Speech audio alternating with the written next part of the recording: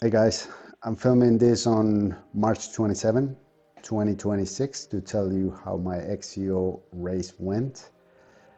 As I mentioned in a previous video, my plan was to race the first round of the Island Cup in Victoria, BC. Since that course is the same one that will be used for the Canadian XCO Championship. That race was on a Sunday at noon.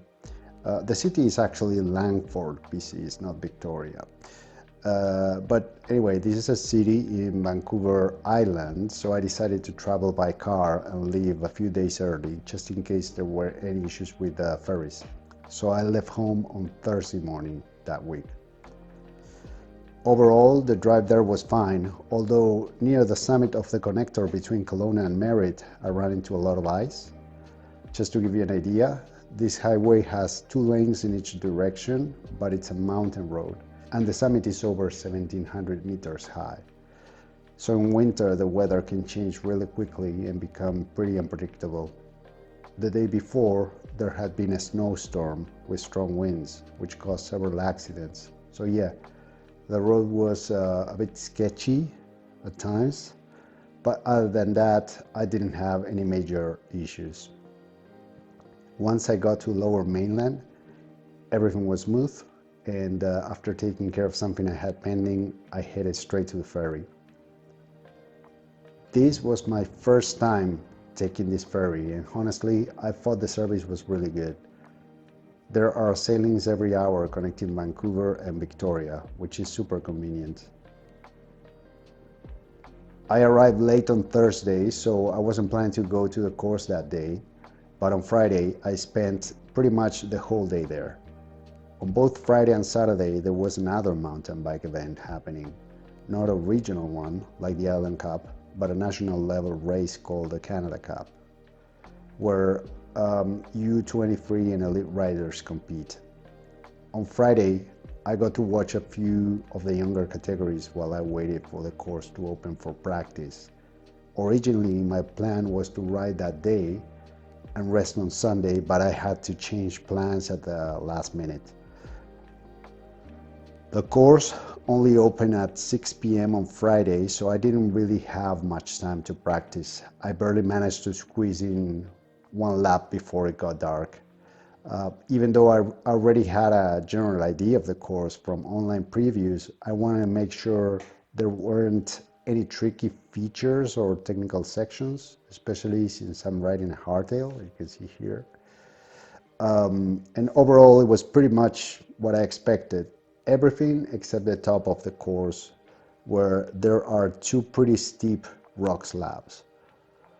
After looking at them for a while, I went for what seemed like the best lines, but by the time I got through them, I actually had more doubts than confidence.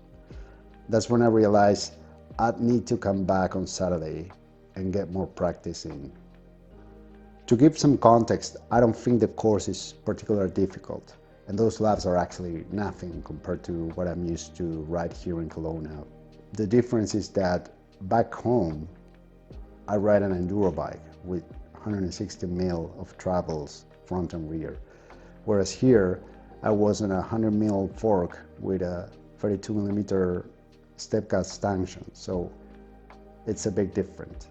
And the feeling is very different, as you can imagine. I didn't have many options to tune the bike either. I did swap the front tire for a newer, slightly wider one, the Fast Track Control T7 from Specialized. It's a good tire, and it did the job very well. It's 2.35 inches, so ideally I would have changed the rear tire as well, but I only had one spare with me. I definitely needed at least a couple more laps to really dial in the pressure of the tires, and that was pretty much it. At some point, I'll have to evaluate whether racing on hardtail is really the best strategy. I'm convinced that in the technical sections, and especially on the descents, you can gain a lot, and I really mean a lot of time, on a full suspension XC bike. The question is it worth it, right? As you will see later, The problem was not the bike, but the rider, right? Which was kind of expected, but that's what this is all about, right? So I wasn't able to film the race, but I do have the results here. I finished 21st out of 26 riders, 26 riders. So yeah, once again, I wasn't expecting to do a great or have a great result, right? The top riders were doing lap times between 18 minutes and 20 minutes, and that's from first to seventh place. And my best lap was 26 minutes. And even though I didn't get lap, I wasn't anywhere near the top 10. But as I say, this was actually within my expectations. The reality is that up until December 2025, my fitness, according to Garmin, to my watch, had been trending in the detraining mode for months. So, and last year, last summer, all I did was ride my e-bikes. So when I started riding again in early December, I was basically at zero. At that point, my FTP was 180 watts and my weight was around 83 kilos. At the race, I believe my FTP already gotten to 2.5 watt per kilo. Not that I gained too many watts, but I lost some weight, so that, helped. But anyway, still a lot of work to do. The result was actually a good reality check and helped me recalibrate my goals. The question here is, do I still want to aim at the Canadian XCO Championship? And the answer is yes, 100%. What do I need, to have a decent race is the next question I'd ask. And for that, I would like to bring my average lap time down to 20 minutes. So that means from an average of 28 minutes to 20 minutes. So it's a big, big improvement. Okay, so is that achievable? That's the third question here. And that remains to be seen. But I think there's plenty of time, right? I don't have the distraction of other races in between.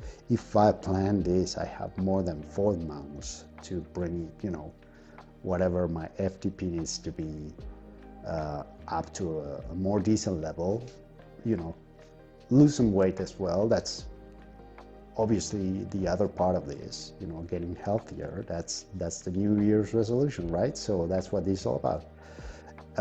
So yeah, that's what remains to be seen. Once again, is that achievable? How?